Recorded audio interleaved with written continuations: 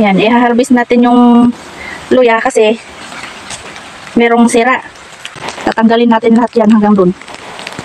Kasi sayang kapag hindi mo na-harvest yan, kakalat hanggang dun. Kaya i-harvest na lang natin. Pagkatapos harvestin yan, i-sprayhan naman natin yun para mamatay yung fungi, bacteria. Para hindi kumalat sa bandaron. Kasi sayang din. Kawawa naman tayo. Baka na lang tayo. Nasira pa yung luya natin. Maliliit pa, sayang. Yan.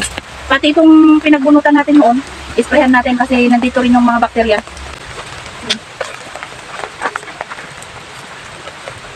Ayan. Ito po yung luya. Malalaki na. Big size na po ito. Pero nasira kasi dito nagsisimula sa ano. Ayan.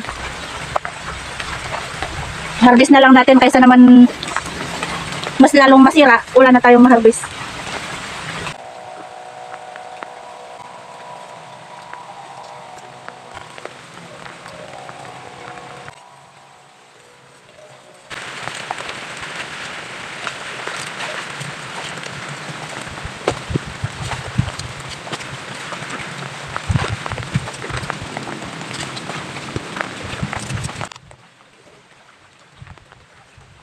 Ayan na po yung tinanggal nating luya. Tapos na rin natin na-sprayhan yung nandun. Ayun, nilagyan na rin natin ng kanal pababa. Doon. Hopefully, hindi na mag-transfer yung bakterya doon. Kasi sayang naman.